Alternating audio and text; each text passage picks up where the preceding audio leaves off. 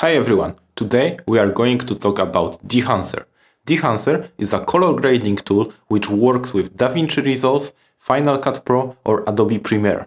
It also has got a standalone desktop app or mobile app, but I will show you this at the end of the video.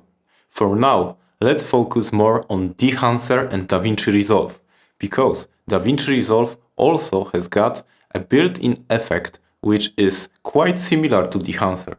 And we will see if the Dehancer is worth buying or it's enough to stick to the DaVinci Resolve. Let's go! So before we start, I want to tell you that Dehancer reached out for me and asked if I can make a video about Dehancer, and I will not get paid for this. I will only get the 3 years license for Dehancer. And to be completely honest with you, I haven't used Dehancer for a long time. I've been shooting videos for over 7 years, and since I use DaVinci Resolve, I always used only built-in plugins and effects and tools in DaVinci Resolve for my color grading process. And I was quite alright with effect that I got, but I always want to get better image if I can, and I still wanna learn new things. So when they reach out for me and ask if I can use Dehancer and test it, I of course agree. So now we can jump into DaVinci Resolve and talk more about the Dehancer. Alright, so we are in DaVinci Resolve and first clip is from Sony a7 IV. As you can see, it's already color graded, but I will show you what I did to this image. First, color space transform. You basically transform your S-Log footage to DaVinci Wide Gamut because it's the widest possible color space, and you've got the most room for processing the image. And of course CST out, it's like the same node, but you change the DaVinci Wide Gamut into the output color space, which is basically Rec 709. And the most important things are here. As you can see, the nodes tree is very basic, and I don't want to overcomplicate things always, because sometimes I like to try new things and make node trees more complicated. I will show you in a moment what I found out from other YouTuber. But for now, let's stick to the basic node tree. As you can see, there is a balance. I didn't color correct it. I didn't use it for now. I just used highlights to put down the highlights here. I didn't do it on gain. Curves, I will show you in a moment why I needed curves. Now let's jump into the Dehancer, because it's the most important node here. As you can see, I already put the DaVinci Wide Gamut intermediate here, and I make some changes in exposure, temperature, tint compensation, and I didn't use the fringe. It's about chromatic aberration here. I just switch it on, but let's see if there is some changes. Yes, a little bit here, but it's very subtle. Okay, and film. You can choose a lot of films here, and the Dehancer made sure that you've got a lot of to choose. As you can see, there is tons of films, and basically using the Dehancer is like being in a lab and choosing a film that you want to develop, and you put some chemicals on the film to get the look you want. And you can do it now in DaVinci Resolve, and you don't have to get a lab and develop films. Basically, you can get a very similar looking image to the real films. Of course, a lot will depend on the camera you use and the lenses you use. I don't use cine lenses for now. It's 2470 G Master, so we won't achieve the very characteristic look of the other lenses that will provide the characteristic image. For the film, I choose the Kodak Portra 800. A lot of people use Kodak Vision 250D, but for me it wasn't working with this image. I didn't want the look of this, so let's undo. Okay, once we choose the film profile, we can go to the film developer and we can change some contrast, gamma correction, and color separation and color boost. What's the difference between color separation and color boost? Basically, color boost affects whole your image immediately, and the color separation affects the most saturated colors first. So sometimes it's very subtle to see the difference. And now I go down with the color separation and go up. As you can see, the difference is really small. On other pictures you can see more difference, but on this there is not much difference, but it's very useful tool. So let's go down to the film compression. So the film compression is about getting the right highlights. You can see how it performs here. Softening the highlights is very nice looking. So I will go down a little bit. The Porsche in the front is now much cleaner. You can change the white point and black point and also color density. So color density can help you to get the right colors in the most highlights areas of the image. As you can see, now it's much better looking. So expand tool can be used when you get some shifts in highlighted areas. So in expand tool, I changed the black and white point a little. You can see if I reset how it looks now. It's much worse. It's flat. So let's go back to this. And now we can go to a print. So in the print you can choose some options, ready presets like Kodak 2383 print film, and I choose linear, and it's like the custom profile. I change it on my own and I've got this look, and if we change to Kodak we've got something like this. It's not bad, but we've got color shift on the right Porsche, and I want to be accurate with the color of the Porsche. So let's go back to this. But of course you can choose something other. Kodak glossy paper is quite nice. Got maybe too much contrast for now.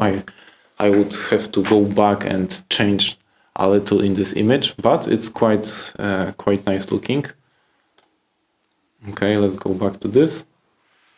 So now let's go to the color head. Here you can adjust image with some colors, like giving some characteristic look to the image. I didn't do much here, just slight differences, but let's see how it works. I will change maybe midtones, and you see how the mood of the image is changing. And I like to keep it natural, and you can also change these colors.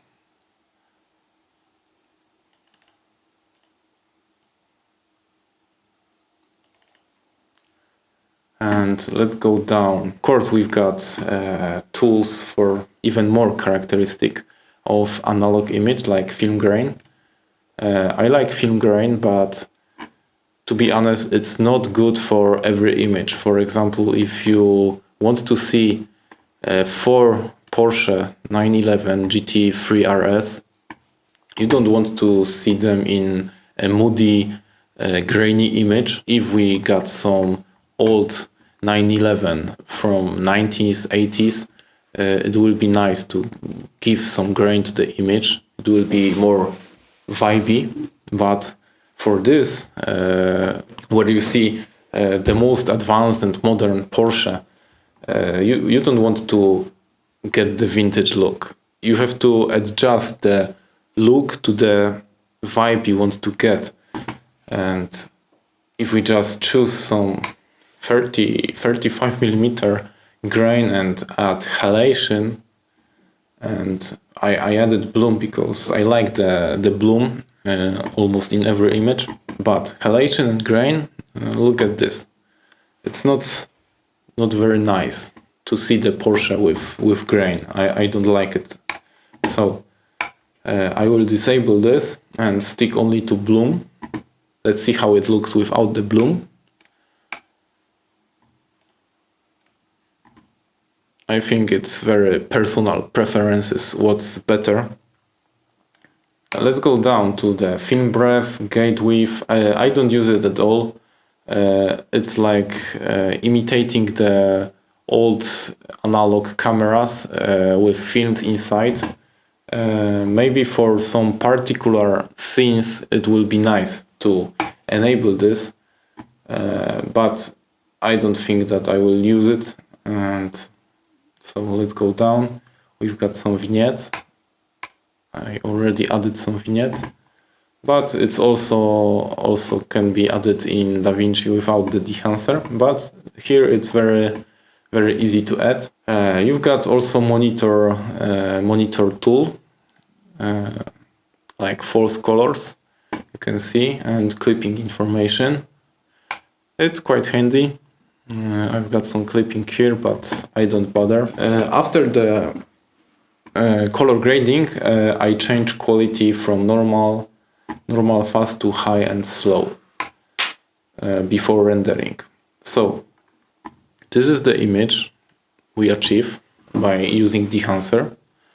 And now let's see what we can get with Film Look Creator.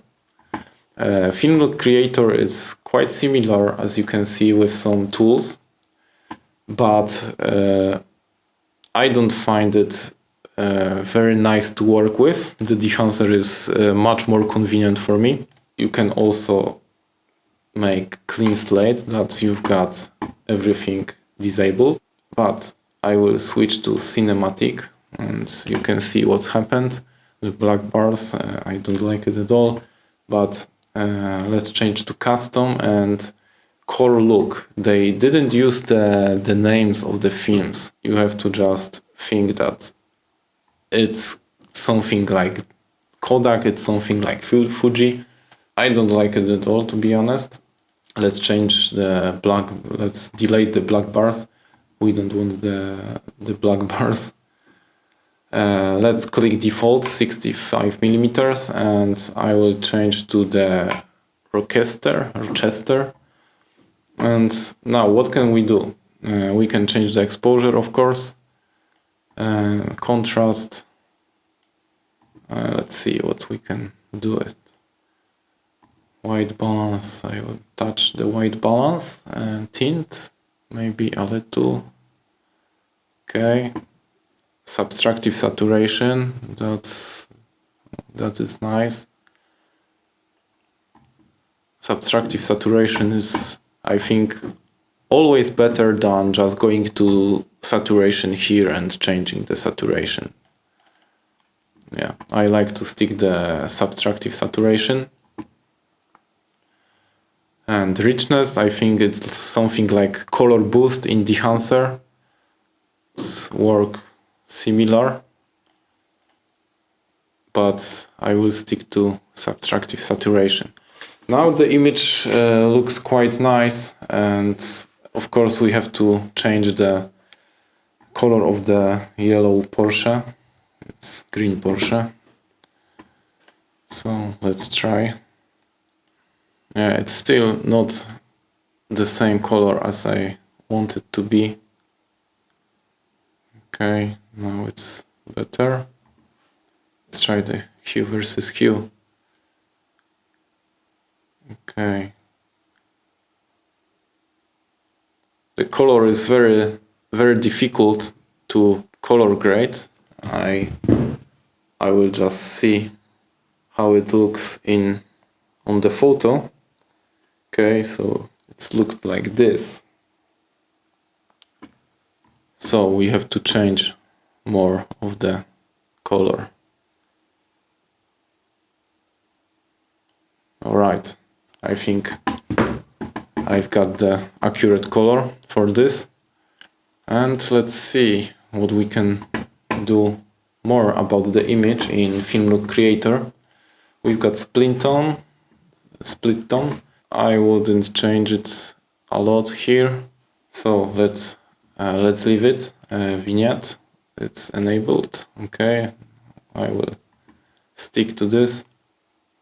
Halation, it's enabled, but there are no much difference. Let's see.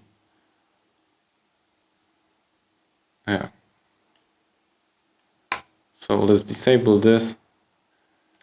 And bloom.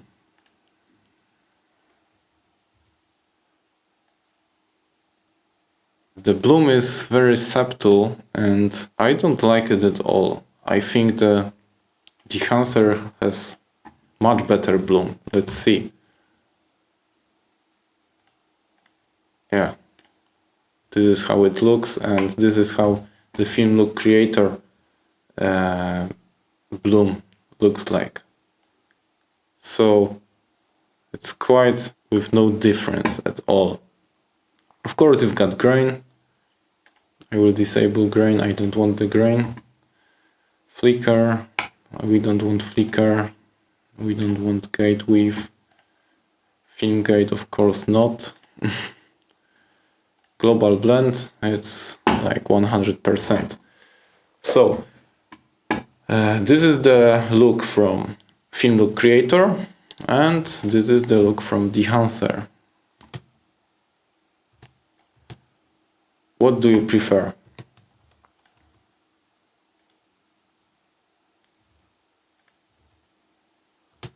I think the Dehancer is a clear winner here. So now I want to show you something other, the similar image, but with the Node tree a little bit complicated, but it's not very complicated when you know what to do. And this Node tree is inspired from other YouTuber who also review a Dehancer, Alejandro Moquet. Sorry if I spell it wrong. The Node tree that I copy from him. And this is the image. This is the image I achieved by following some of the steps from his film about color grading process with Dehancer. This is the image. I won't talk about all of the Node tree here because he made a great movie about it. But now I will just play.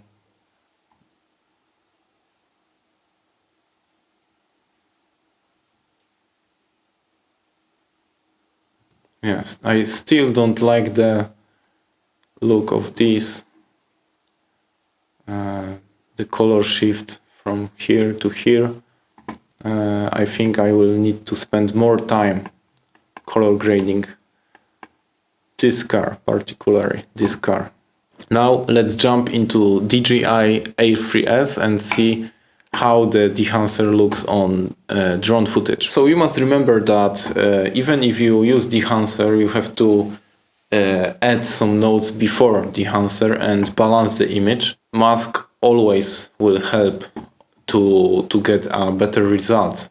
So here I didn't use Dehancer, I used just Film Creator, and I got this image. I really like the look, and you have to remember that tools built in DaVinci gives you a lot of space to color grade, and without Dehancer you will manage to color grade the image, but getting the analog look and more filmic look will be very hard to achieve without Dehancer. And of course you can achieve it, but Dehancer will help you to do it much faster. So let's switch to the Dehancer version of this, and I achieved this image with Dehancer. So you can decide which one do you prefer. Maybe here I would put down some exposure and make this image looks like this. I change the color space transform, of course. It's the basic nodes tree. Primaries second. Small changes here or not, only here. Change a little in primaries. And Dehancer made a great job here. The image looks very vibey. You've got the nice bloom here, and of course the halation here in the highlighted part of the image. The subtool halation is really nice. I love the halation, but not too much. Yeah, I used the Kodak Vision, and I made some changes in film developer, compression and expand, and it's like the most useful tool for me in the Dehancer. The film compression, expand and print. So this is the core for me. The rest is like some nice extras, because film grain and halation can be added in DaVinci, and bloom, as I said before, I really like the bloom in the Dehancer, but halation and grain can be added in DaVinci, and it's also very nice. And now Nikon Z6, it's a raw file from the Nikon. As you can see, I use Dehancer, Kodak Vision 200T. For print I use now glossy paper, it's very nice. And as you can see, you don't have to do much in Dehancer to get a good looking image. If you want to get an amazing image, of course you have to work a lot on the particular shot. But we want to achieve good looking image in quite fast way as content creators or run and gun shooters. If you are pro colorist, of course you will spend more time doing colors, but for most people I think the Dehancer tool saves you a lot of time. So now let's take a look at desktop Dehancer app. It's for a photo, for stills. The interface is similar to the Lightroom, but of course it's not so advanced, but it's not the case because the Lightroom is a different tool. The Dehancer is a film emulation app, and we want to achieve different things by using the Dehancer. But of course you can adjust some basic settings of your image before developing the film. You've got some pre-gain, preserve highlights, you've got the contrast, white balance, it can be auto or from the camera. Shadows and highlights, as you can see, it's very basic, but it's very nice to have it. So now let's go to the film profile.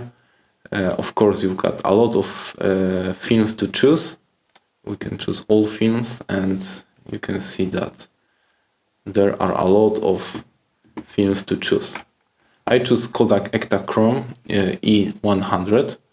I just looked what fits for my image, for my preference, and I like this for this particular image. Of course, you can push it a little and see how it looks.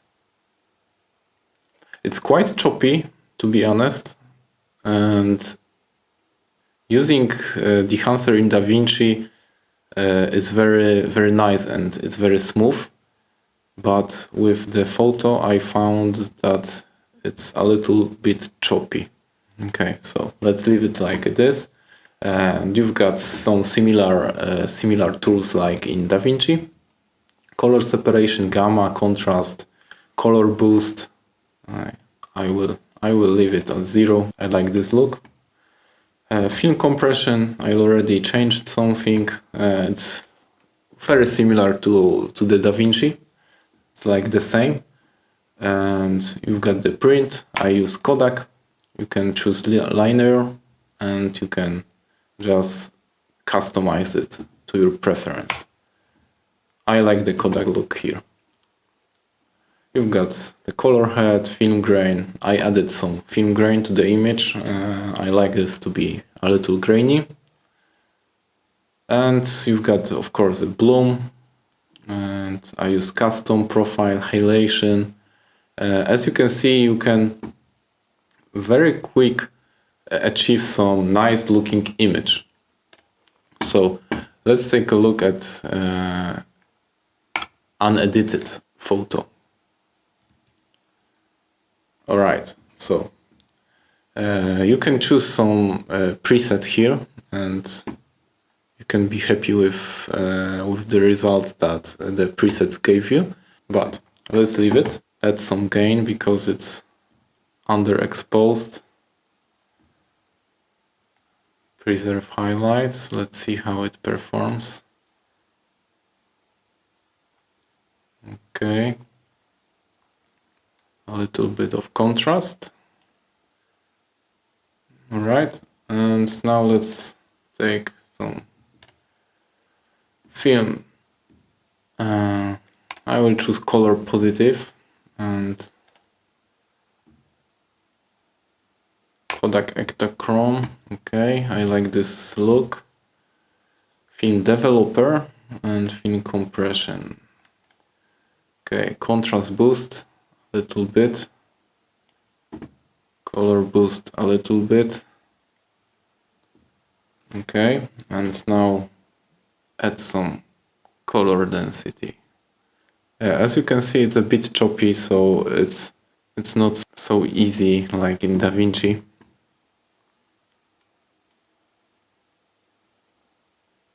But it's still a great tool. As you can see, we've got already some nice looking image. Now we added some grain. I like the custom, a little bit of grain. Okay, let's see halation. Let's see 65 millimeters. Alright, that's nice looking at the mountains. Bloom, it's very nice. The sky is a little bit overexposed here, maybe not a little bit, but still I like this look and I would leave it as it is. Of course you can give some vignette and you've got film damage. Give some damage to the film, like you've got real film, but I don't need it. Okay. And if you like this edit, you can just copy, apply, and you can choose another image and just paste edits. And that's it. So the desktop app is also available on mobile phones. I use iPhone version and it works pretty well. You can just put the image there and get the same results as on the computer. For me it's very convenient and I think I will use it on my mobile phone. Sometimes I will use Lightroom and then I switch to the Dehancer to add some more characteristic to my photos. So that's it for today. I hope you like it. Please subscribe my channel, and if you got any question about the Dehancer, please let me know in the comments.